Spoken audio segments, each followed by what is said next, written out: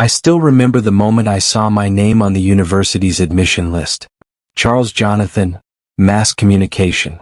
The words stared back at me like a dream finally made real. I screamed so loud that the neighbors thought I was being robbed. You're overreacting. My mother, Mrs. Victoria, laughed, shaking her head. But I wasn't. After all, getting into university wasn't easy. I had worked like crazy, pushed past every doubt, and finally made it into the top 20 students selected for the program. But the real battle wasn't just passing exams, it was my father. Growing up, I wanted to be an engineer. He had been calling me Engineer Charles since I was 6. The title stuck so hard that even my school principal once called me Future Engineer during an assembly. But after high school, everything changed. It took me months to gather the courage to break the news to my father. I still remember the way he looked at me, eyes narrowing as if I had just declared I wanted to be a clown. Mass communication? What happened to engineering? I gulped. Dad, I just don't see myself as an engineer anymore. I want to be a journalist, maybe even a TV presenter. He exhaled sharply. Since you were a kid, you wanted this. You used to say you'd build me a house with your own 2 hands. My dad said. I was 6. I also wanted to be Spider-Man back then, but we both know how that turned out. I replied, standing my ground. Let's just say he didn't find my joke funny. But thankfully my mother, the true MVP of my life, talked some sense into him. Eventually he gave me his blessing, though he still called me Engineer Charles out of habit. Fast forward to my first day on campus, and I was a walking beam of pure happiness. I smiled at everyone. Students, security guards. Even the janitors sweeping the hallway. I was so excited that I waved at a random girl and she clutched her bag like I was about to snatch it. Dragging my suitcase behind me, I followed the dorm officer down a long corridor, my heart pounding with excitement. The walls were lined with numbered doors, each leading to a room. Finally, we stopped at room 307. The dorm officer gave me a brief nod before turning the key and pushing the door open. Welcome to your new home, he said before walking away. I took a deep breath and stepped inside. The first thing I noticed was how expensive everything looked. The room was spacious, well-lit, and surprisingly well-decorated for a university dorm. A large study desk sat in the corner, a sleek wardrobe stood against the wall, and a comfortable-looking bed was neatly made on one side of the room. And then my eyes landed on him.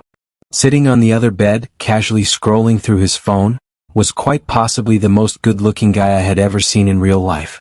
He had sharp, well-defined facial features, straight nose, piercing blue eyes. His hair was slightly tousled, but in a way that looked intentional, like he had just walked out of a high-fashion magazine. He looked older than me, definitely not a fresher. I swallowed hard, feeling like a total newbie in his presence.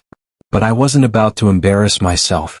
Hey, I greeted, offering a polite smile. The handsome guy finally looked up from his phone, his gaze landing on me with an unreadable expression. He didn't smile, but he gave me a small nod. Hey, he responded back. His voice was deep and steady, and for some reason, it sent a weird shiver down my spine. Not knowing what else to say, I quickly pulled my suitcase into the room and started unpacking.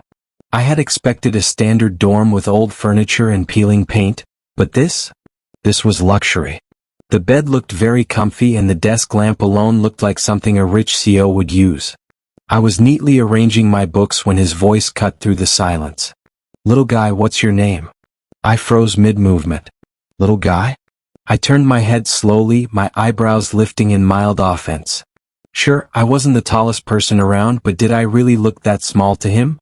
Still, I wasn't about to start my first day in a new school by picking a fight with my good-looking roommate. So, with a forced smile, I turned to face him. I'm Charles, I said, keeping my tone light. Charles Jonathan. The guy gave a slight nod, his expression still unreadable. I'm Jake, he said simply. Final year engineering. Of course. I should have guessed. Everything about him screamed senior. The effortless confidence, the expensive-looking clothes, the way he barely acknowledged my presence, like he'd seen 1,000 freshers before me and I was just another one passing through. Still, I smiled at him again, though he didn't return it, and continued arranging my things. I had barely finished arranging my books when Jake's deep voice cut through the air again. Just so you know, being my roommate isn't going to be easy. I blinked, turning to face him. His phone was still in his hand, but his eyes were now locked onto mine, serious and unwavering. I let out a nervous chuckle. What do you mean? He leaned forward slightly, resting his elbows on his knees. I have rules, he said coolly. Strict rules.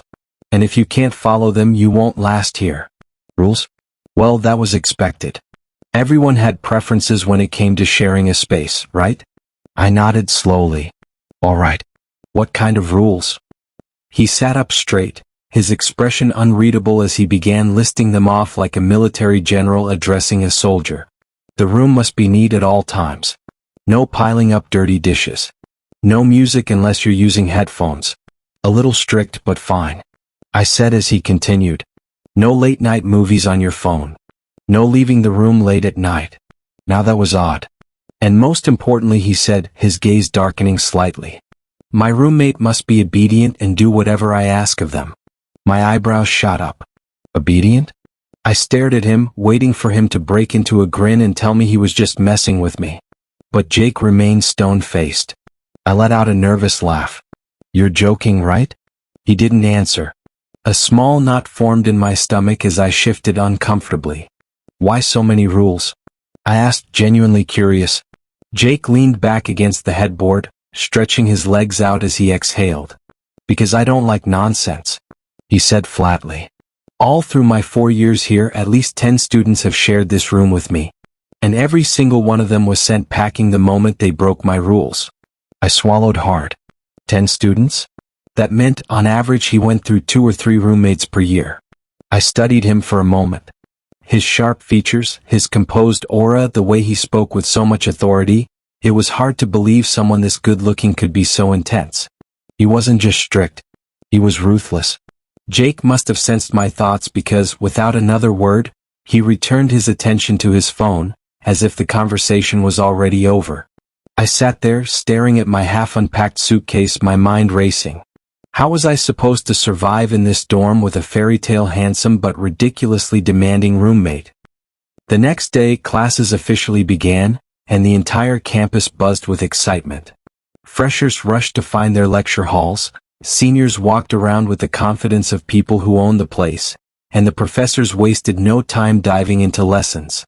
I had just finished my first mass communication class and was heading toward the cafeteria when a familiar voice called my name.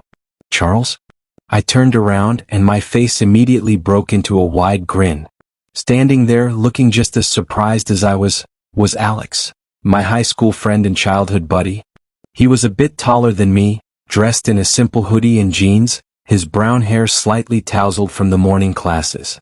We had been really close in high school, and since our parents were also friends, we practically grew up together. But they moved out to a different city some years ago. Dude, I can't believe this, Alex said, pulling me into a quick hug. What are you doing here? I got into mass comm. I grinned.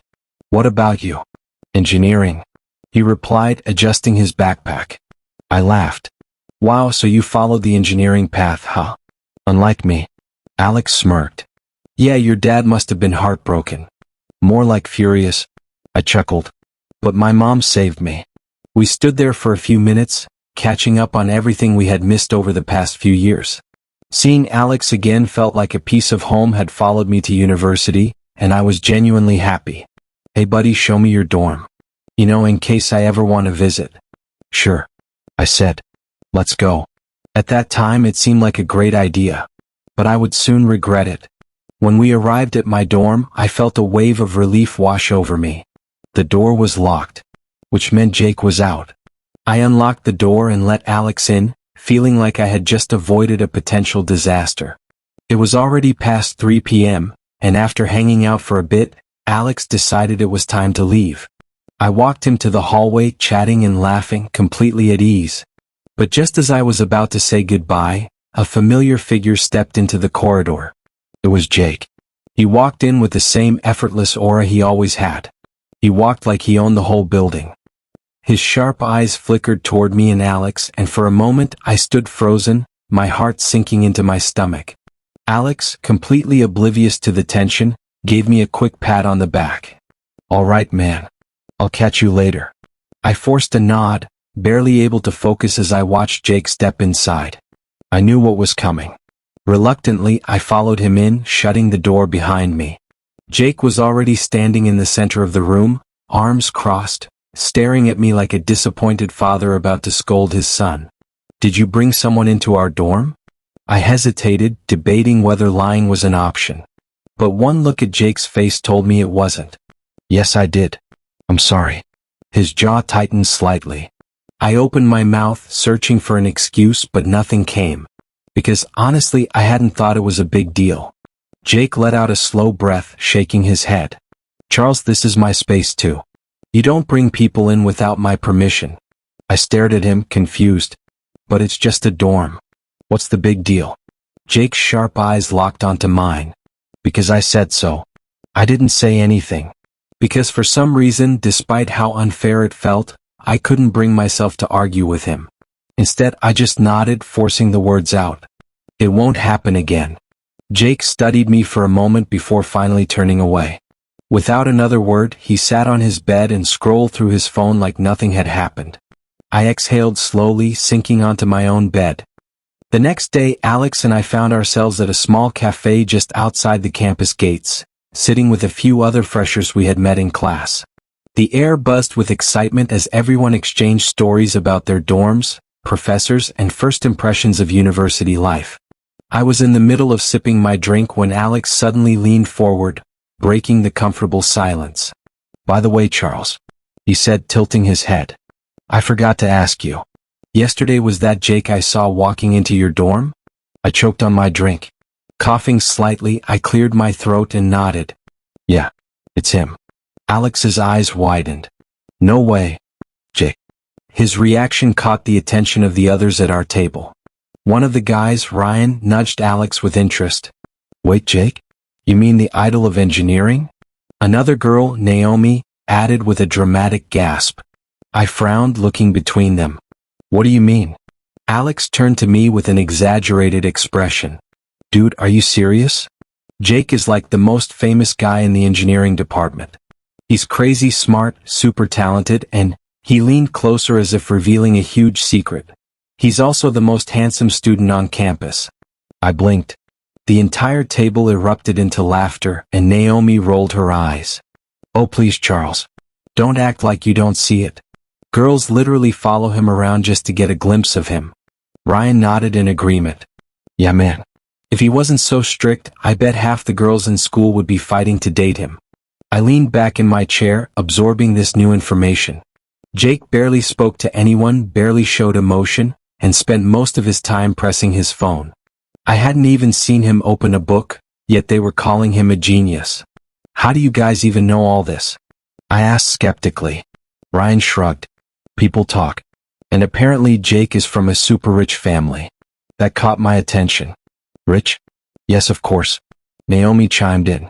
From what I heard, he originally wanted to live off campus in some fancy apartment, but his dad refused.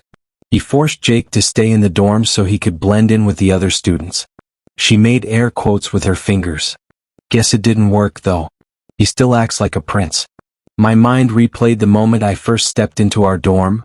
The expensive furniture, the sleek decorations, the way everything felt too polished compared to Alex's place. It makes sense now. Jake wasn't just a regular student.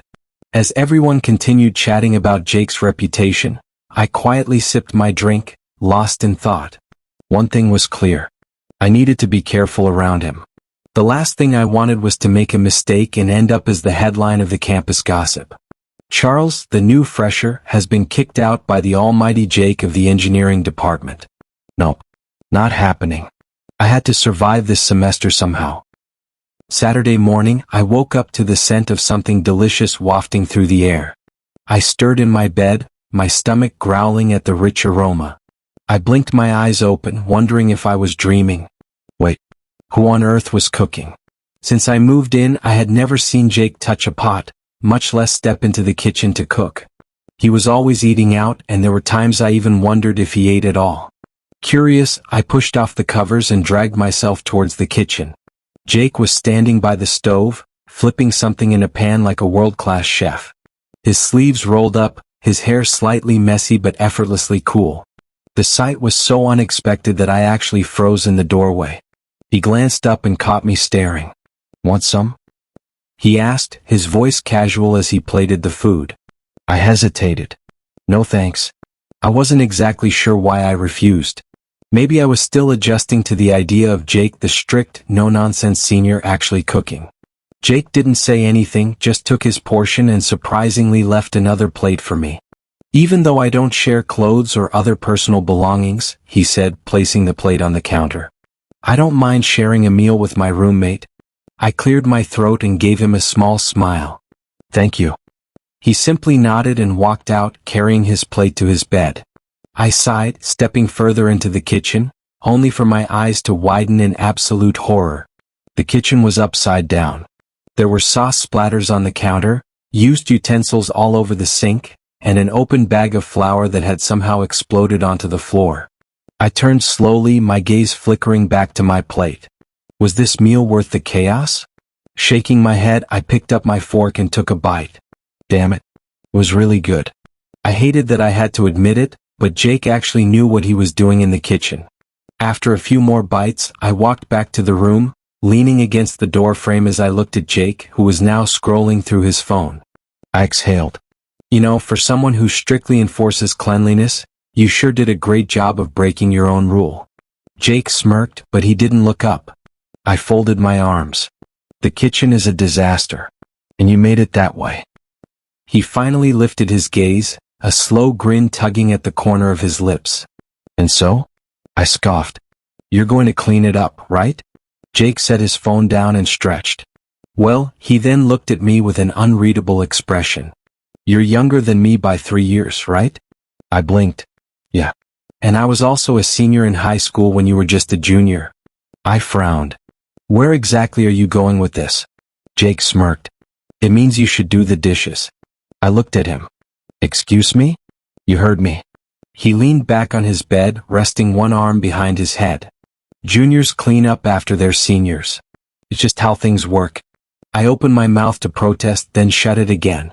What was I even supposed to say to that? After a long, defeated sigh, I gave him a look. "You are so full of yourself." Jake chuckled. "I know." I dragged myself back to the kitchen, mumbling under my breath as I grabbed a sponge. From behind me, I heard Jake's low laughter, and when I turned back briefly, he was still watching me, his expression softer than usual. And for the first time, I saw a real genuine smile on his face. Sunday came with a peaceful atmosphere, but that peace was short-lived. Around noon, a loud knock echoed through the dorm. Jake, who had been lounging on his bed, barely spared a glance at the door. "It's open." 2 guys strutted in like they owned the place. I sat up immediately, observing them. They looked like typical bad guys. One had sharp, mischievous eyes and a smirk that didn't seem to leave his face, while the other had a piercing in one ear and an aura that screamed trouble. "Jake." The one with the piercing called out, grinning. "You're still alive?" Jake smirked, pushing himself off the bed. "Barely." I frowned as I took in the 2 guys. These are Jake's friends? Well, it made sense. Bad guys attract bad guys. Birds of a feather. I decided to mind my business, but then the guy with sharp eyes, who I later realized was Brian, turned to look at me. His smirk widened. "And who's this cutie?" I stiffened. Jake's other friend, James, chuckled. I rolled my eyes and moved to sit farther away from them, but Brian wasn't done. He walked over. Then, to my absolute horror, he leaned down and cupped my face with his hands. I nearly choked on the air. "What are you doing?" I asked him. "Soft skin, pretty eyes." Brian mused, tilting my chin slightly. "Jake, where did you get such an adorable roommate?" Before I could swat his hands away, another hand suddenly grabbed Brian's wrist firmly. It was Jake. His expression was unreadable, but there was something sharp in his eyes. "Leave him alone." Brian raised a brow but slowly withdrew his hands, stepping back with a teasing grin. "Relax, I was just appreciating his cute looks." He turned to James. "Jake is so possessive." Jake ignored him and sat back down. I exhaled and made a mental note to never be in the same space as Brian again. After some more chatter, they started talking about going out for drinks. I barely listened, too focused on my homework. Then, just as expected, Jake got up to leave with them. "You coming?" he asked, though he didn't sound like he actually expected me to say yes. I shook my head. "I have homework." Brian clicked his tongue. Such a good boy. I ignored him. Minutes later, they were gone, leaving me alone in the dorm. At first, I felt relieved. But as the hours passed, that relief turned into mild concern. By 9 p.m. Jake was still not back. I sighed, tapping my pen against my notebook. This guy is always breaking his own rules. I muttered. No late-hour movement, huh? What a joke. The worst part? I didn't even have his phone number to check where he was. I shook my head and tried to focus on my work, but for some reason my mind kept drifting back to Jake. Then, at exactly 11 p.m., loud voices and laughter echoed from the hallway. The door burst open and James and Brian stumbled in, dragging Jake between them. I shot up from my seat. What happened? Jake's head hung low, his steps sluggish. The strong scent of alcohol filled the air. Brian chuckled. Your strict roommate had a little too much fun. Jake groaned, barely able to stand properly. I sighed, rubbing my temples. James helped him onto his bed. We should get going before the dorm officer catches us. Brian smirked at me. Take care of your Prince Charming, cutie. I shot him a glare and they both left, shutting the door behind them. I looked at Jake, who had already sprawled out on his bed, looking absolutely wasted. I crossed my arms. You're unbelievable. Jake only groaned in response. I let out a deep sigh as I stared at Jake's unconscious body on the bed. His face was peaceful, his breathing steady, completely knocked out from all the alcohol. I crouched beside him, hesitating before reaching for his shoes. If I left them on, he'd probably feel uncomfortable.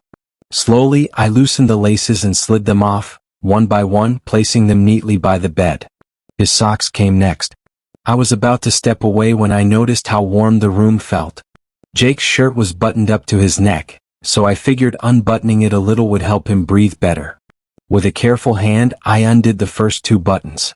Then, out of nowhere, Jake's eyes fluttered open slightly. Before I could react, he leaned forward, his lips brushing against mine in a soft, lingering kiss. I froze. My heart stopped at that moment. But just as quickly as it happened, he fell back onto the pillow, completely asleep again. I sat there, completely dumbfounded. Did Jake just kiss me? No, that had to be a mistake. He was clearly out of it. He must have been dreaming or something.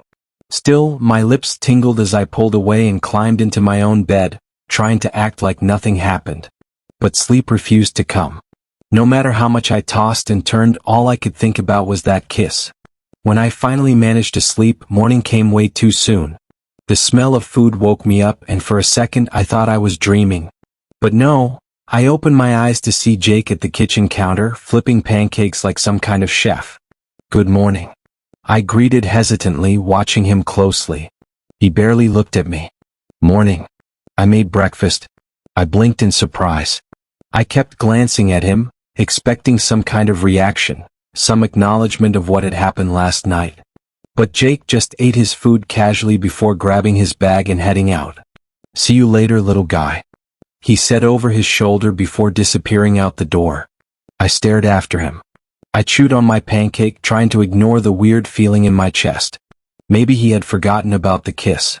The day went by in a blur. I threw myself into my studies, doing my best to focus. I had a test the next day and I wasn't about to mess it up because of last night. By evening, I decided to stay for night prep.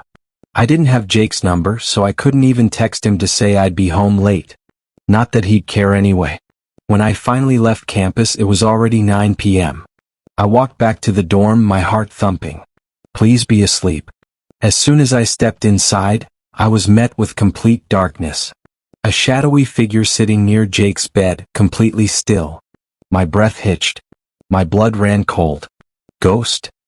I screamed, nearly dropping my bag as I stumbled backward. My fingers scrambled for the light switch, and the moment the room lit up, I felt like an idiot. Jake sat there, his legs crossed, a book open in his lap. He arched a brow at me. You're late, he said, closing his book. I let out a sharp exhale, placing a hand over my racing heart. Dude, what the hell? Who sits in the dark like that? Jake ignored my outburst and stood up, his tall figure making me feel ridiculously small. Where were you? He asked, his voice calm but firm. I gulped. I was studying. I wanted to call you, but I don't have your number. Jake tilted his head slightly, a smirk tugging at his lips. You want my number? I hesitated, then nodded. He stepped closer. Too close. My heart pounded as he leaned in, his face inches from mine. Then you'll have to pay for it, he murmured. I swallowed hard. His fingers tilted my chin up. And then he kissed me. Unlike last night, this wasn't a drunken accident. This was slow and deliberate. A kiss that sent shivers down my spine. When he finally pulled away, his smirk deepened.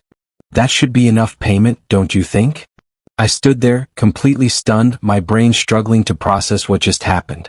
Jake chuckled, plucking my phone from my hand and typing something before tossing it back to me. There. Now you have my number. With that, he walked past me, heading towards his bed as if nothing had happened. Meanwhile, I stood frozen, my heart hammering in my chest. What the hell just happened? As I lay on my bed staring at the ceiling, my mind refused to shut down. Jake's kiss still lingered on my lips, but it wasn't just the kiss that had me shaken. It was what he said after. Let's date. Those two words kept playing over and over in my head. I didn't know what to say at the time. I just stood there, completely frozen, as Jake smirked and walked away like he hadn't just dropped the biggest bomb on me. Did he mean it? Was he joking? Or was this just another one of his games? I turned to the side, squeezing my eyes shut. Why am I even thinking about this so much? But no matter how much I tried, sleep refused to come. Morning arrived, and after my test I was in the middle of laughing with my friends when the classroom door opened, and suddenly the entire room fell silent. Heads turned and whispers started. I followed their gazes and there he was. Jake walked into the hall with his usual confident aura surrounding him. His sharp, handsome features made it impossible to look away, and I swore I could hear some girls sigh dreamily. I stiffened. What is he doing here? Jake's eyes swept across the room before landing on me. He walked straight toward me, ignoring the stares and whispers. Hey, he said casually, his voice calm but firm. I swallowed. Jake glanced at my friends and gave them a small nod before turning back to me. I lost my dorm key. That was it? I quickly fished the spare key from my pocket and handed it to him, my fingers brushing against his. He didn't take his eyes off me as he took it. Thank you, he murmured, then without another word, he turned and walked out. The moment Jake left, my friends exploded. Dude, you're so lucky. One of them gasped. Jake actually came all the way here just to see you? Another whispered excitedly. One of the girls dramatically fanned herself. If Jake ever looked at me like that, I think I'd pass out. Forget that. If I ever had the chance, I'd date him in a heartbeat. My chest tightened at those words. Date him? Was that really something I wanted to do? Last night, I was too shocked to process anything. But now, hearing all these people admire him, wish for him, it made me realize something. Jake had kissed me and asked me to date him.